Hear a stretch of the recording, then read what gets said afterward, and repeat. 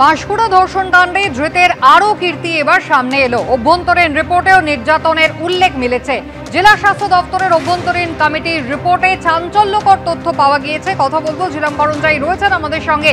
জিলামে জাহির আব্বাস খান এর কীর্তির কথা অতীতেও আমরা দেখেছি যে ইন্টারনাল রিপোর্ট এবার দেওয়া হয়েছে, সেই রিপোর্টে কি বলা হচ্ছে? জেলা স্বাস্থ্য দপ্তরের ইন্টারনাল কমপ্লেন্ট কমিটি তারা এই যে অভিযোগ যৌন নিগ্রহ, ধর্ষণ ইত্যাদি এইসবের অভিযোগের পরিপ্রেক্ষিতে তারা নিজস্ব তদন্ত শুরু করে এবং সেই রিপোর্ট জেলা মুখ্য স্বাস্থ্য আধিকারিকের দপ্তরে জমা পড়েছে। সেটাতে স্পষ্ট উল্লেখ আছে যে ঠিকাদার সংস্থার কর্মচারীরা মহিলা পুরুষ নির্বিশেষে অনেকেই জানিয়েছেন যে তাদেরকে দীর্ঘদিন ধরে অত্যাচার করা হয়, বাড়তি কাজ করানো হয়, ভয় দেখানো হয়, হুমকি দেওয়া হয়, শোষণ করা হয় এবং একই সঙ্গে তারা প্রতিবাদ করলে তাদেরকে বিভিন্নভাবে চাকরি ছাড়া করার হুমকি দেওয়া হয়। যদিও তারা সন্ত্রস্ত হওয়ায় কোনোভাবে এই নিয়ে এর আগে এই ইন্টারনাল কমপ্লেন্ট কমিটিতে এর আগে বা সরকারি কর্মচারীদের যে কমিটি আছে সেখানে কখনো এই বিষয়ে অভিযোগ জানায়নি।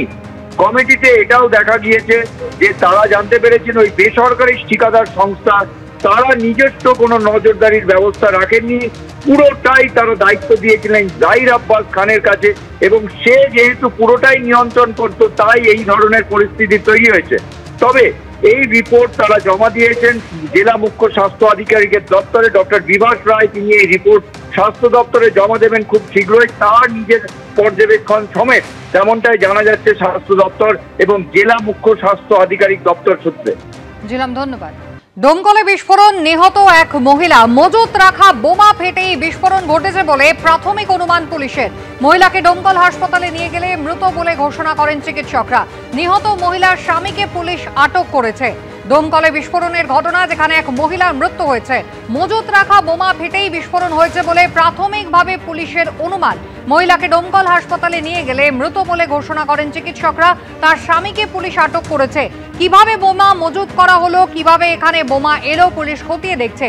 দমকলের কামড় দিয়ার ঘটনা, এই ঘটনায় রীতিমতো চাঞ্চল্য ছড়িয়েছে এলাকায়। মজুত করা বোমা থেকেই বিস্ফোরণ ঘটে এই মৃত্যুর ঘটনা, এমনটাই পুলিশ সূত্রে জানা গিয়েছে। প্রাথমিকভাবে পুলিশ মনে করছে যে এলাকায় বোমা মজুত করা হয়েছিল এবং সেখানেই বিস্ফোরণ ঘটে, তার জেরেই এই মহিলার মৃত্যু। ইতিমধ্যেই ওই মৃতের স্বামী, তাকে আটক করেছে পুলিশ। বোমা কিভাবে এলো এলাকায়, কোথায় মজুত করা হয়েছিল, কি উদ্দেশ্যে মজুত করা হয়েছিল, তার ইতিমধ্যেই তদন্ত পুলিশ শুরু করেছে। মুর্শিদাবাদের ডোমকলের ঘটনা, মজুত রাখা বোমা ফেটে এক মহিলার মৃত্যু। আহত অবস্থায় তাকে হাসপাতালে নিয়ে যাওয়া হয় এবং সেখানে চিকিৎসকরা তাকে মৃত বলে ঘোষণা করেন। ইতিমধ্যে মহিলার স্বামীকে পুলিশ আটক করেছে।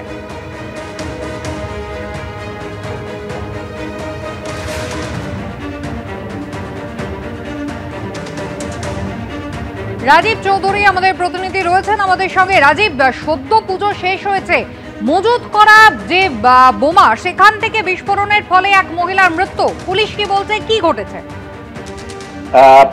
কুসুমিতা, যেটা পুলিশ যেটা বলছে সেটা হচ্ছে ওখানে বোমা মজুত করা ছিল না বোমা কোনোভাবে ওখানে মারা হয়েছিল সেটা পুলিশ এখনো নিশ্চিত নয়।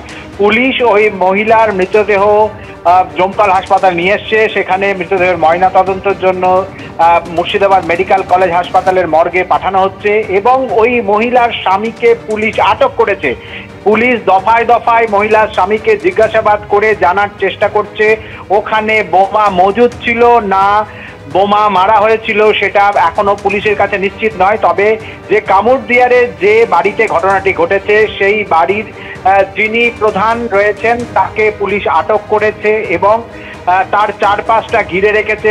ইতিমধ্যেই বোম স্কোয়াডকে খবর দেওয়া হয়েছে আরও কোনো বোম ওখানে মজুদ রয়েছে কিনা এবং ফরেনসিককেও সেখানে ডাকা হয়েছে। এবং গোটা ঘটনায় এই যে মহিলার মৃত্যু এবং বোমা মজুদ বোমা না ওখানে বোমা বাঁধা হচ্ছিল না কেউ বোমা বাইরে থেকে মেরেছিল সেটা তদন্ত পুলিশ শুরু করেছে এবং ওই মহিলাকে ডোমকল মহকুমা হাসপাতালে নিয়ে আসার পর চিকিৎসকরা তাকে মৃত বলে ঘোষণা করেন। ইতিমধ্যেই মৃতদেহ ময়না তদন্তের জন্য মুর্শিদাবাদ মেডিকেল কলেজ হাসপাতালের মর্গে পাঠানোর প্রক্রিয়া শুরু হয়েছে। রাজীব, ধন্যবাদ।